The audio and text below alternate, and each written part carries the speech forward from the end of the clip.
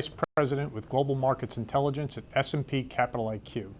We received a good number of questions following today's Housing Outlook webinar that we weren't able to address during the formal session, so we thought we'd take the opportunity to address a few of these questions via video.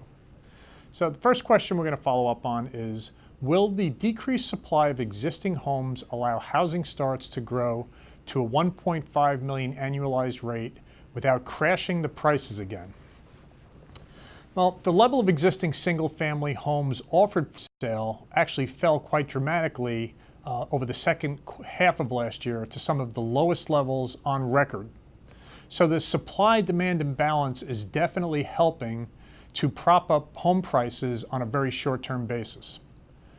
The housing market has lacked historically normal levels of participation recently, so I think it's fair to conclude that this is largely a very illiquid market.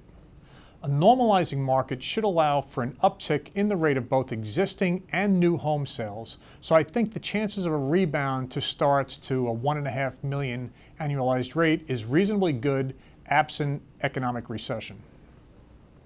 Second question, in your opinion, how do you think the improvement we've seen thus far will be addressed by the Fed? Will they continue to ease, and if so, for how long? Well, it's a very good question. Nobody seems to know the answer. The Federal Reserve says they're targeting a 6.5% unemployment rate and has vowed to leave the Fed funds interest rate at 0.25% until it looks as though we're about to reach the 6.5% target, which market participants generally believe will occur sometime in late 2014 or early 2015. Between now and then, they will change or taper the degree of excess monetary accommodation in the system by reducing the amount of securities purchased in the open market, depending on the pace of improvement in the U.S. labor market.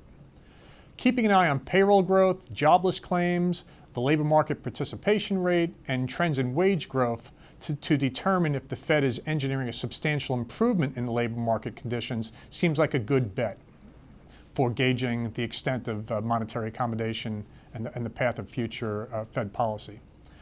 Third question, from the analysis provided thus far, is it fair to conclude that interest rate normalization and/or yield curve historical normalization, in other words, tightening, is more of a medium-term matter absent any sovereign credit issues that would exert inflationary pressures on the U.S. economy?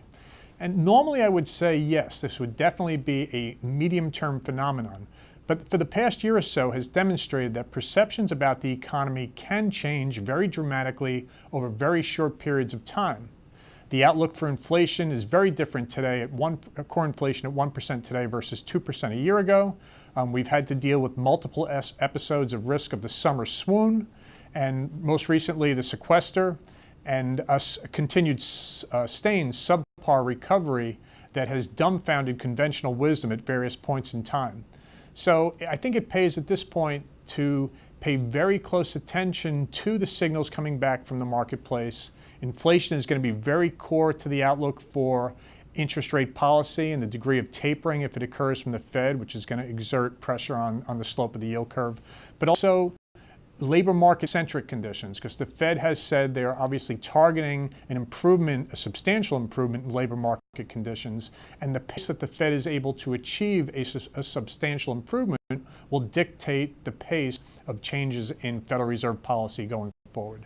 So that's all the time we have for following up on our questions. We appreciate your participation and look forward to engaging you in future discussions. Thank you very much. For S&P Capital IQ, I'm Bob Keiser.